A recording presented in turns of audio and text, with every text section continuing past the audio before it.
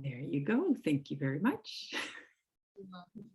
Thank you, Angela, and welcome to the last conversations on decoloniality and fashion of the year. So this evening, my name is Erica de Greef. Together with Angela, we're going to be convening tonight's session. Very, very unfortunately, we had invited Charles Esch to join us, but he is traveling. Or he was going to be traveling, and as we all know, things are not as they ever planned to be. So Charles couldn't make it, and Shana also couldn't make it because she is at the annual graduation of the school where she attended, the graduation show. So she couldn't attend tonight either. So she sends her apologies. And the series that we've started experimenting with these kinds of alternative knowledge creations and exchanges through the communal and the conversational.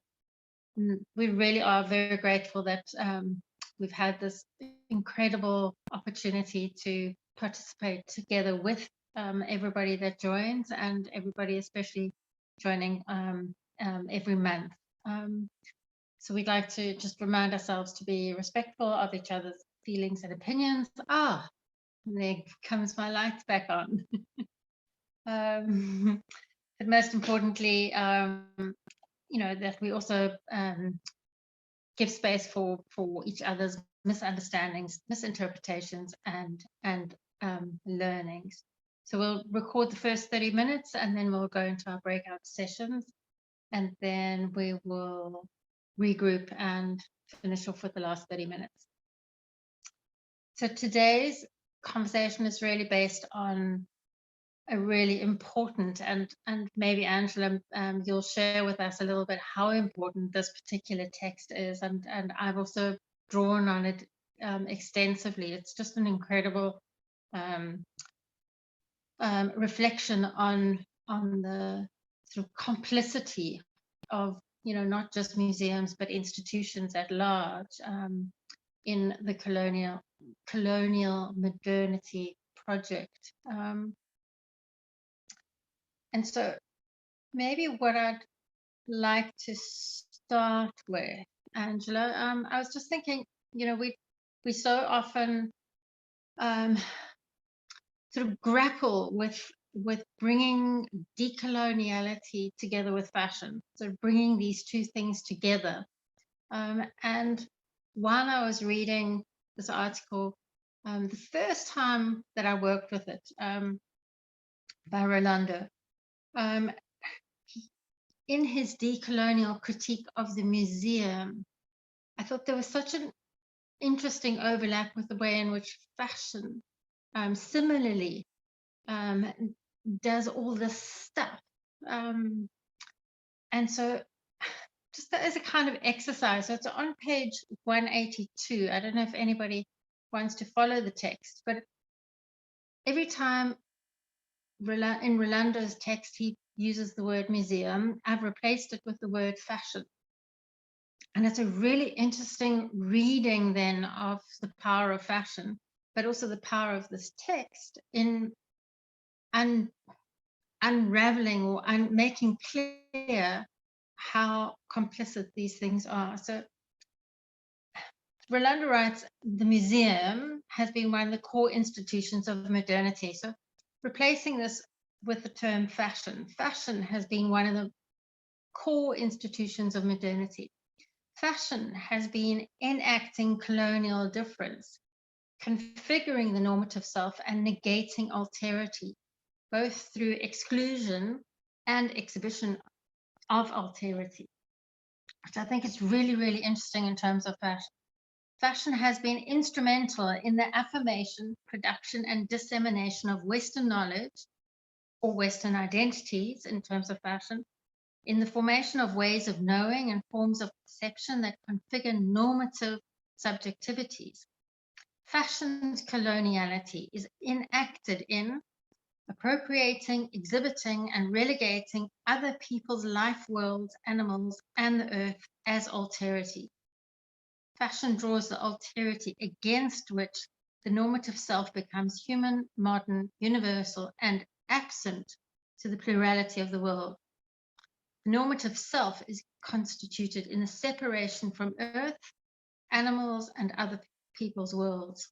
Aesthetic experience, and this is so central to, I think, the idea of fashion, is thus an expression of the separation from other worlds of meaning and from other embodied realities. And it's such a powerful place to start, this conversation, but also to end our series, our year sort of sessions with this really important text. So it raises a whole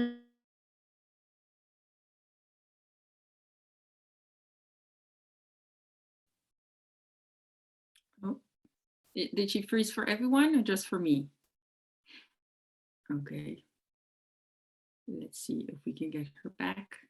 how have museums, but also Erica, how has we lost you there for a minute, so maybe you can just recapitulate just the very last part of it.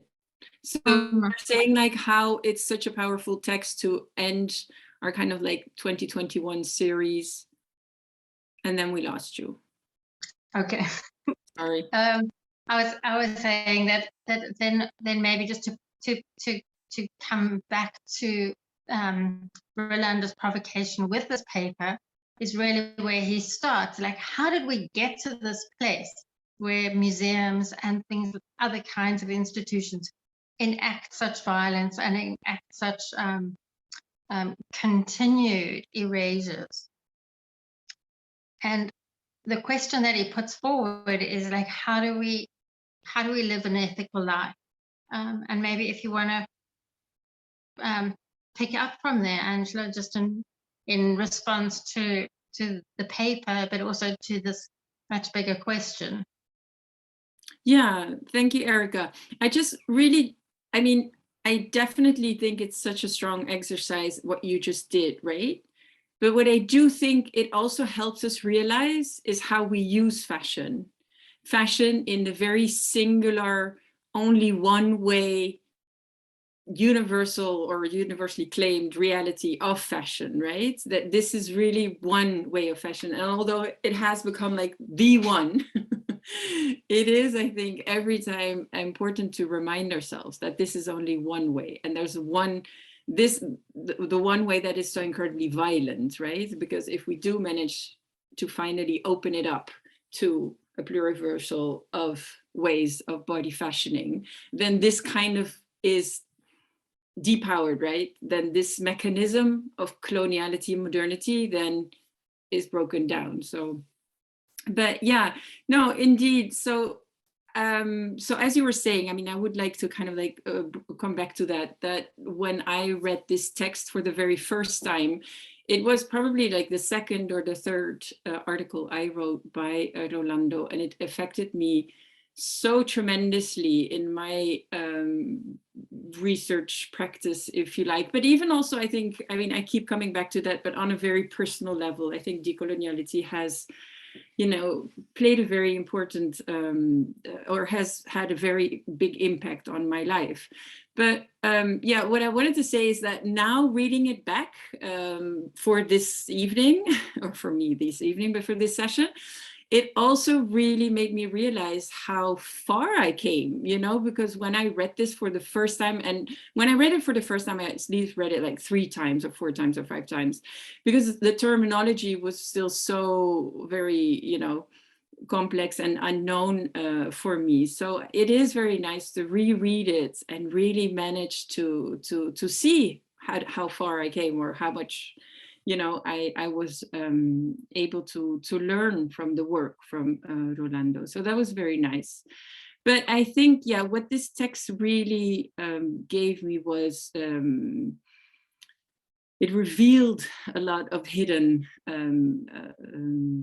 mechanisms and dynamics and discourses and practices that we, as in, the Western world, are surrounded by. Especially, I think, I never ever managed to have the same feeling walking into a museum after reading this text and after rereading this text, not after the first time, but after the second and the third and the fourth time, that it really opened my eyes of what museums are about and why they were invented in the first place. And we have since had a lot of conversations about the museum and is it even possible, you know, to rethink the museum?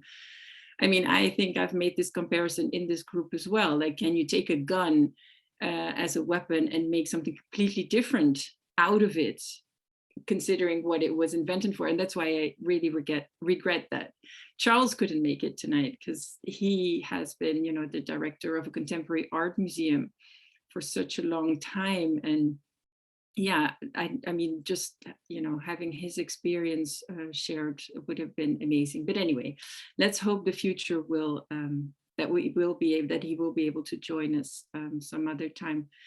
But so yeah, I just wanted to reread the question of the ethical life, if that's okay. I mean, I guess when we come in the conversations, we never have a really good idea of how many people actually manage to read the text. I mean, I know we're all very busy, and you know, you have like this wish that you have the time to read it all, but maybe you don't necessarily always manage before the conversations. But so I just would like to read the question that Rolando writes on page, what is it, 182. So, can we live an ethical life in a historical order in which our well-being, our sense of achievement, the satisfaction of our pleasures and desires are dependent on the consumption of life, of the life others and the life of Earth, on the exploitation of others and the relentless extraction from a pollution of Earth? And so I was fortunate to discuss this question with Rolando in the Decolonial Summer School, where he made it very clear that usually when I am asked the question, I feel like I need to answer it, right? Whereas decoloniality, or the way Rolando's teaching has taught me, is that it's about asking that question relentlessly. It's not about answering it. And it's kind of like a reminder, a continuous reminder of ourselves, to ourselves, of what this ethical life is. And I think that's what this question really touched me, and especially if you take it in the context of fashion and our personal consumption of fashion, is how did we get to a point where the consuming of clothing, in our case, is completely disconnected from this consumption of life and consumption of others. And I think that's what's so incredibly fascinating, how I was telling you, Erica, how we can still on a daily basis see and listen to commercials, you know, saying like, whatever, 50% off, renew your entire wardrobe, you deserve it, you're worth it. But you wonder, like, how can we still not feel incredibly uncomfortable with those kinds of messages? And I don't know, so it's just like, it really helped me to kind of like reveal this, oh, how come I don't feel uncomfortable? And where does that come from? And how are we on a daily basis formatted to not feel uncomfortable with it? So yeah, so again, I guess what I just wanted to say is that it's not about answering the question as much as about continuously reminding ourselves of that question and how we got to that point, because I think it also feels like there's no other way, right? I don't know. I mean, we all probably had experience, you know, during especially the first lockdown, that you start wondering, why do we put, or why do we feel like we have to put different clothes on every day? If you go to the office, for example, I don't know, like, why don't we wear the same whatever outfit 2-3 days in a row? Or what makes me think that something doesn't look good on me? What makes me think that I should look a certain way? So all these things feel like you can't get out of them. Like you have to fit, you have to play that role, you have to fit in. And so that ethical life, that question of the ethical life yeah, for me makes it impossible to avoid any longer, to wonder those kind of things. You know, I don't know if anybody ever it's like a chance to listen, to wonder why we have a body wash and a face wash and a hair wash and a conditioner and an eye cream and a face cream and a body cream and a, you know, when you think of it, you think like, well, that's because you need them all. But when you really wonder, it's like, really? You know, and then I don't know. So it's just, for me, it goes very, it becomes very personal, this question and this text, I think, in general. The propositions, I mean, yeah, I think we're going to get to that a little bit later. So I don't know. I hope I kind of answered your question. Yeah, so I guess what we tried to do is we just selected a couple of quotes out of the text that we just wanted to kind of like bring forward as a stepping stone to possibly a conversation, the conversation in the breakout rooms. But I also maybe want to take this chance to invite anybody who did have a chance to read it. And if you feel like you want to share a quote that we can reflect on collectively, because I do think that's also where we have our space for learning, right? Is that when I read a text or anybody else reads a text, that will resonate differently and that will bring up different experiences. So anyway, so yeah, Erica? No, thank you, Angela. You know, I think the bigger questions around sensibilities and sensing into not just others, but sensing into nature, sensing into ecosystems, sensing into the world at large, and these forms of sensing and how institutions have such a powerful play, such a powerful role in desensitizing, you know, on such a mass scale, that part of the power of reading a text like this one from Rolando is coming back to sensing again in different and sensing into different spaces, and maybe that is something that, you know, we've also spoken about before, this idea of listening, and listening as a very, very active and productive space.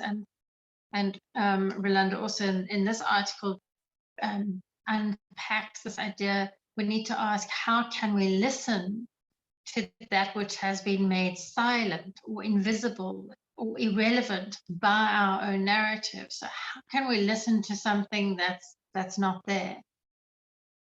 And I don't know if you want to maybe, you know, talk a little bit through that, that kind of how do we listen to those erasures? Yeah, I mean, what comes to my mind is that idea of relational, right? Is when we consume something, we don't make that link, so we've lost the relational to what impact that has either on nature or on others, you know? So for me, it's very much that listening is also about getting back in touch, definitely with the sensing, as you were saying, but also with the relational. Like if I feel whatever great about a new dress, it's because I am not in relation to the impact that may have on either other people or nature. So I think that's another quote I think we highlighted, is when you're in a position of abstraction, when you are in this nowhere, where you hold the power to see while not being seen, you cannot take responsibility. You know, and I think that's a lot about the academic as well, right? The so-called whatever scientific, right? Where you abstract yourself above whatever it is you research or whatever it is, right? You take yourself out of that relational And therefore, as you say, you put yourself above it. I think so for me, in a way, that's also about consumption, about consuming. You know, you consider that, and that's what we're told, you know, through commercials, is that you're worth it, right? But as soon as you put yourself into the relational, and are you still being able to convince yourself that you're worth it? You know, if you make it to what if, whatever, that leads to not having a planet anymore, or a planet that we can't live on because there's water everywhere, or it's 50 degrees Celsius in my case, is it then still, does that still make me feel great? You know, is that still about me, whatever, expressing my identity or expressing this or that or feeling better? Or so I think the relational here is very, the listening is putting yourself back into the relational. Mm-hmm. Yeah, and it's such an important, you know, network of listening. Like, how do we listen? How do we listen when it's in languages we don't understand? And how do we listen when it is in systems that are excluded from that which we are exposed to? You know, and how do we break through those sort of silencing barriers? So, and it's such an important quest. You know, I think this idea that listening is passive is something that came up earlier as well. But listening is an incredibly active, and maybe that is what this paper is also trying to invite, is how we need to actively seek out to listen to those silences, that they don't appear in the same way in which yeah, we need to actively seek them out. Yeah. And Yeah, I think also good.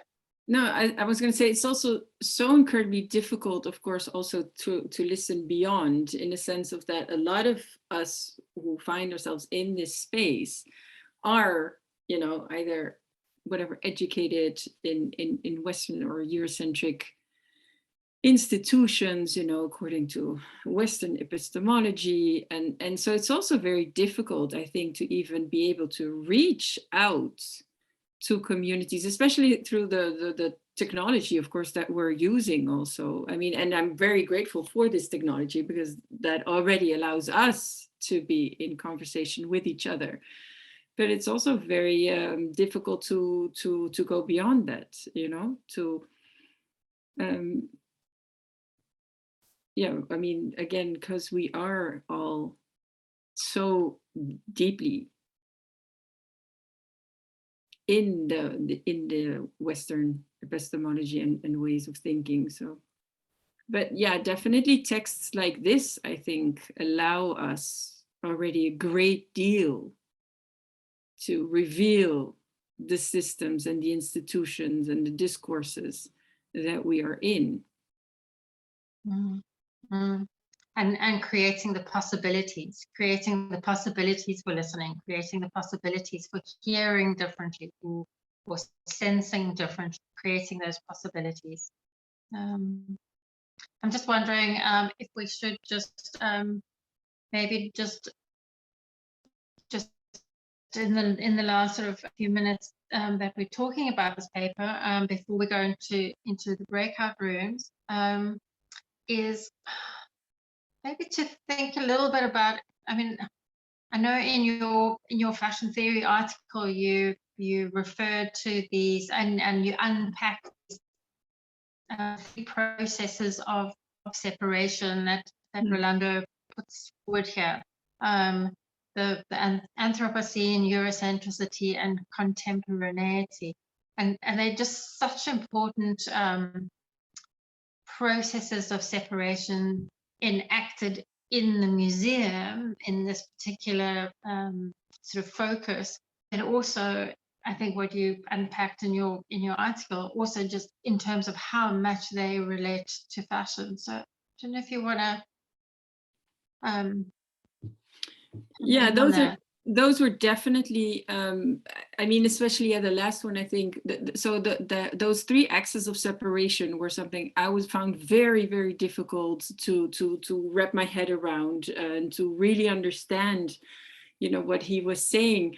But again, now it makes so much more sense when you think about, again, that relational, right? You can only consider yourself superior, or your ways of thinking or doing superior, if you separate yourself from, right? So whether it's the Eurocentricity of, you know, the superiority of the West versus whatever the non-West, whatever, you know, these separations, I mean, the problems of those terms, but and the one of contemporaneity. I mean, and this article also is called The End of the Contemporary, which for me took a long time to understand what that actually meant, you know. So the separation of the here and the now, you know, can only be considered superior if you manage to disconnect it, to separate it from its past and from a certain, right, precedence continuity.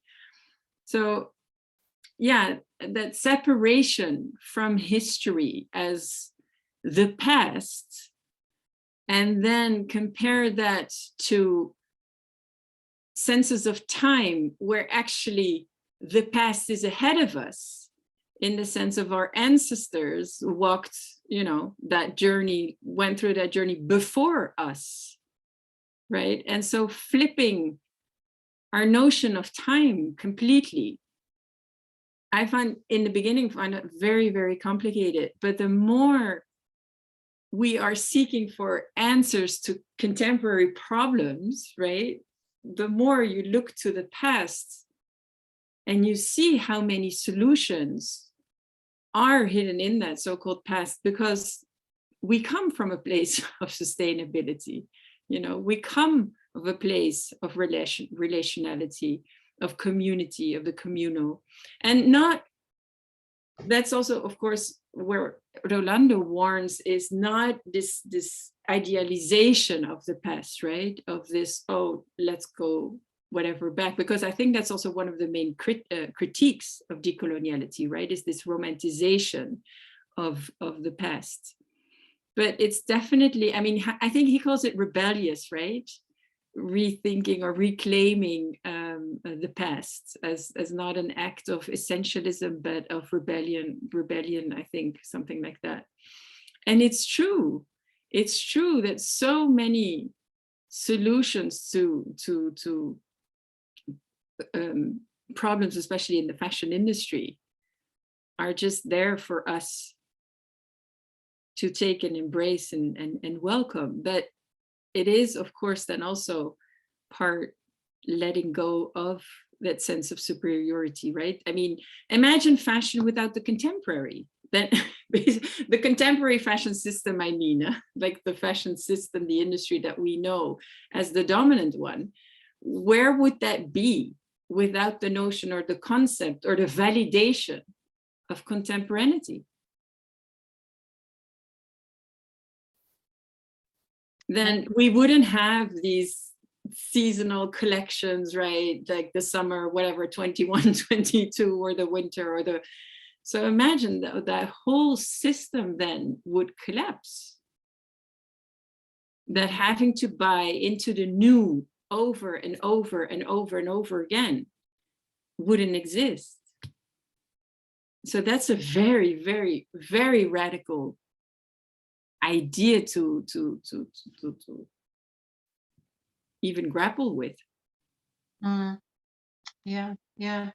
And again, just sort of looking at these elements as, and these axes of separation as so foundational that we don't even witness their incredible and incredibly destructive reproduction of that that violence, of that colonial violence, over and over and over again, and identifying this sort of claim to time is such a such provocation, really. Also, in terms of fashion, yeah. I wonder if we should go into our breakout rooms, but Angela, I'm going to have to leave that to you to assign the breakout rooms. And it should be fun, with maybe just in 2 groups.